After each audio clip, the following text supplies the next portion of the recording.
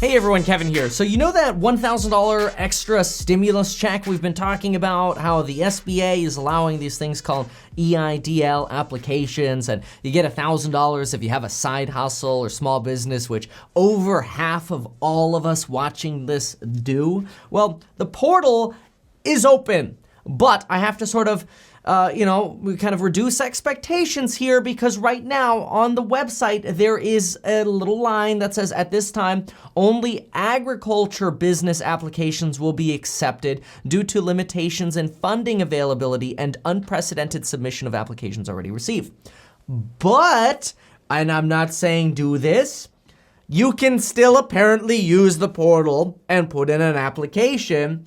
Some folks are reporting that if they check the box, applicant is an individual who operates under a sole proprietorship, it works and you're able to get through the portal. We'll go ahead and try to do that here. So we'll check the boxes here that we're not a live performer for sexual purposes or derive more than 1/3 of our revenue from gambling. And when we click continue, there's the application.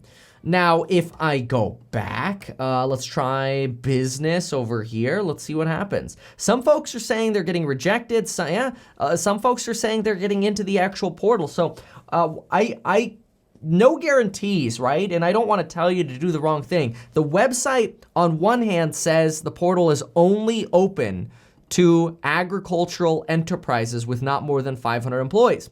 But the other buttons appear to be working as well.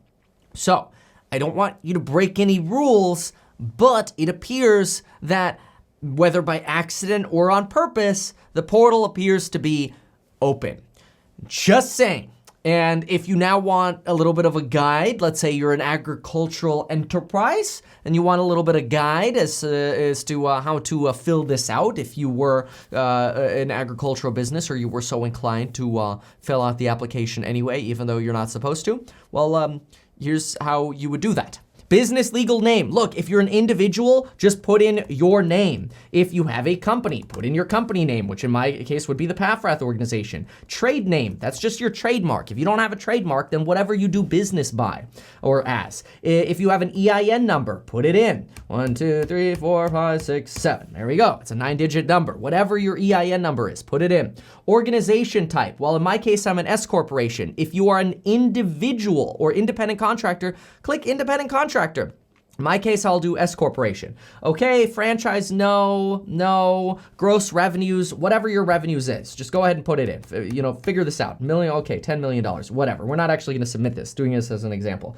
Cost of goods sold. This is important if you want the loan. Remember, there are two parts to this. There's the EIDL loan, and then there's the grant, the free $1,000 per employee. What you're doing here is you're applying for a loan. They're limited to about $15,000 right now, but that $15,000 is supposed to represent 2 months of working capital. So basically $7,500 times 12 means if you have costs of about $90,000 a year, you might be eligible for that $15,000 loan. The loan you have to repay, but you could get part of that given to you as a grant, which you do not have to repay. Also, you don't actually have to take the loan. Like, even though you're applying for this loan, you're asking for the grant, the free money, but you don't have to take the loan. If they make you an offer on a loan, they're gonna hit you up in the future, maybe, and say, hey, do you want that $15,000 loan or whatever loan they wanna give you? You can say no to the loan and keep the grant. It's free money. But again, right now, this portal is only supposed to be open for agricultural enterprises. If you happen to not be an agricultural enterprise and you're watching this video to submit an application anyway, well, that's on you. But this is geared for agricultural enterprises with less than 500 employees. Again, the grant, the advance, you do not have to repay. So let's say my cost of goods sold is $90,000. I don't know, no losses. We'll leave this other stuff in. If you applied previously, I'd recommend putting a note in here, like applied previously, accidentally put wrong number of employees or something like that, right? But I would only reapply if I made a mistake. If you've already applied and you've gotten money, don't reapply. If you've already applied and you didn't make a mistake, I would wait. I wouldn't run the risk of having my application get delayed or anything like that. I would only potentially reapply if I made a mistake. Well, and of course, in this scenario, if I were an agricultural business. There we go. Okay, put your address in, put your phone number in. Let's keep moving on. Business email address. Okay, Kevin at whatever.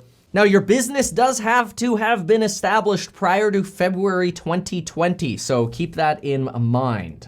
Down here, remember, you want to click how many employees you have. If you have no employees, it's just you. It's 1. You and your wife work together. It's 2. You and your wife work together and you have an employee. It's 3. If you're a salon owner and you have 10 people who work for you, but they're all 1099 contractors, they can each apply, but you cannot put 10. It's just you. But again, if you're not an agricultural business, you shouldn't be here at this point in the video anyway. And I mean, in all reality, there's a chance if you happen to be here and you're not an agricultural business, that they're just not gonna process these applications anyway, unless it potentially opens up again in the future and then they let you in and then you'd happen to be first in line. I don't know. Again, if you're not an agricultural business, you shouldn't be here. Okay, next. All right, what do we got? Okay, is your business owned by a business entity? No. That would be like if another company owned my company. Then fill out your owner information here. Are you a citizen? What are you? There, notice in addition, they're also going to ask you for your social security number. This is very, very important. Some say you actually have to have your credit unfrozen. I actually got an email because my credit's frozen and I still got the grant, but they said that was because I had previously worked with the SBA on a loan, which is true. So have your credit unfrozen. If your credit is frozen, fill out your information here. Next, additional information, check these boxes here.